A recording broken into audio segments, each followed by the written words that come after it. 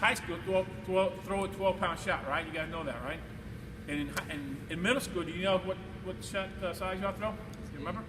It was 8. It's an 8-pounder, exactly. So how much heavier is that? 4. 4 pounds heavier. That's quite a bit of difference, right? Now, what it is, the way you can calculate what you're going to throw now, for every pound that you're going to throw that's heavy. For example, you threw 40 feet last year in 8th grade with an 8-pound shot. For every pound that you have that you're going to add onto it, it's going to take away distance because it's heavier, correct? So it's going to take an average anywhere between 2 to 2.5 foot for every pound. So let's say, for example, it takes away 2.5 feet for every pound. So that's 4 pounds minus 2.5 feet per pound. That takes away how many feet? 10 feet, right? So now, instead of throwing 40 feet with an 8-pounder, guess what I'm throwing with a 12-pounder? Minus the 10 feet. 30, exactly. I'm taking 30. Some of you might get about 32 feet. That's okay. That's even better. But that's just a good, way of probably figuring out how far you can throw. Now, the reverse in that is also, for example, if I'm throwing a 12-pounder and I throw 30 feet, then what should I be throwing the 8-pounder? It's the reverse. 40, exactly, 40 feet. So, but both shot puts are good. Okay, most people will only work with one shot put. Thing is that you have to become good at the technique. All right, you have to become good. Now, I've seen coaches, I've seen other players, individuals that go out there and just, I'm throwing the 16-pound. Coach, what are you gonna throw a 16 for? Well, I can throw a 16 this far, then I'm gonna be able to throw the 12 that far. Well, you can't throw it there that far unless you have technique, right? The better the technique, the further it's going to throw, right? All right, so that's what we're trying to do now. The shot put, the way you hold it, you want to put it on the ball of your hands, kind of like you hold a pizza. Ever deliver pizza before in the box like that? That's kind of what you're doing, all right? Now, you want to put it on the ball of your hand there. You want to have all 4 fingers on the shot put. The thumb is just there to kind of help it to stay in place. Okay? Now, another thing is, you want to keep those fingers about this far apart. Okay? Now, you see some guys that will do this. That's not good. How many fingers do I have then? This little finger's not even counted there no more, right? So am I stronger by pushing with 1 finger, 2 fingers, 3, or 4? 4, right? So I want to push the shot. That's why it's called a shot put. Because I want to push the shot with all the fingers that I have available to me. All right, now the shot put also depends on your size. Some people have smaller hands. Some people have bigger hands, right? Ever compared hands to each other? Right? And it's like a glove. It's like a glove. Now, I got this one kid from Madison last year. He's got some humongous hands. I give him a 12-pound shot or 8-pound shot. Man, it's like a little marble in there. And it's like, where'd he go? And he's got a big hand. He needs a bigger shot put. You can buy bigger shot puts, have the same weight but more surface. Okay, they're out there. Okay, and that's what I told him. I said, you need to get a bigger circumference shot put, still 12 pounds. That way he gets all his fingers into it. All right. So everybody's different. Like I said, I can't just tell you what's wrong with this guy without really getting to really know them a little bit more sometimes. All right. So that's what happens. We do that. The shot put now is put their right hand. Some people will even have it a little bit closer. Now, what you want to do is, if you're going to spin, you want to put the shot put slightly behind the ear. If you're going to spin. If I'm going to glide, I'm going to put my shot put in front of my ear, slightly underneath my jaw. All right? Here's the trick. You got to put the elbow up at 90 degrees. See that 90 degrees here in the elbow? It's got to stay up. And the reason why, because you got to press it up against the neck. Okay, same thing with a spin. You got to press it up. I got to have it at 90 degrees. I've got to press against it because as I start moving, I'm going to be able to push against that, and therefore it's going to stay there up until the last moment. Okay, I'm not going to talk too much about the glide, but I will tell you a little bit of difference.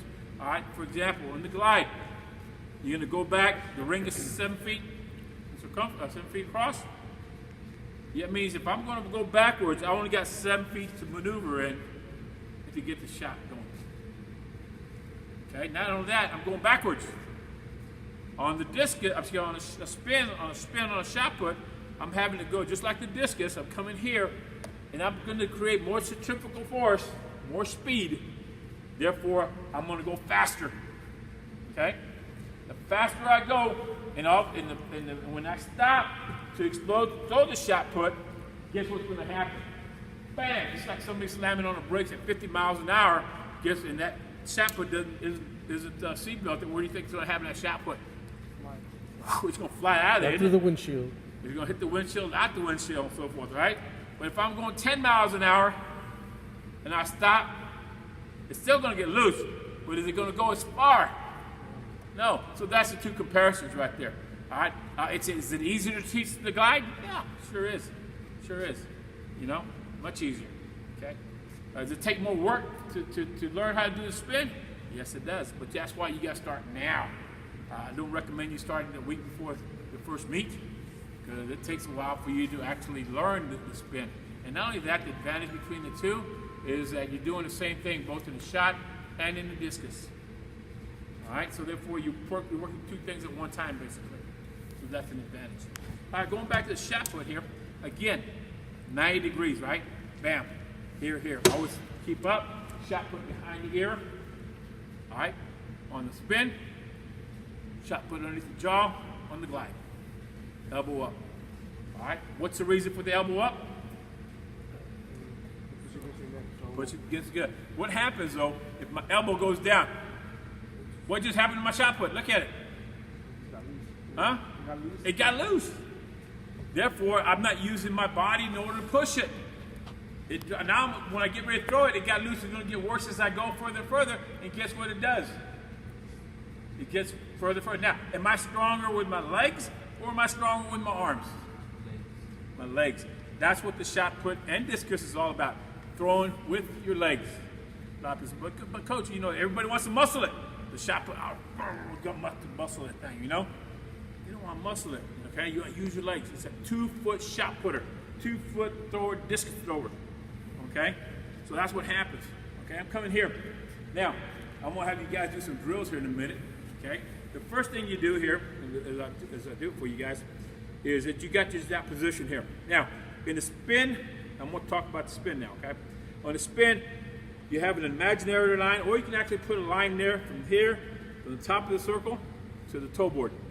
All right? Now you can either straddle that line, or you can actually go to the middle of that line. Now there's some throwers also that are actually turning this way and going here. All right? They experimented a long time, well, not too long ago, but you know, we're doing this. Some throwers will come from here, and they come around and make about a 180-degree turn before they actually go forward. All right, so that's what happens. So anyway, so what happens? Anyway, so you can go from there.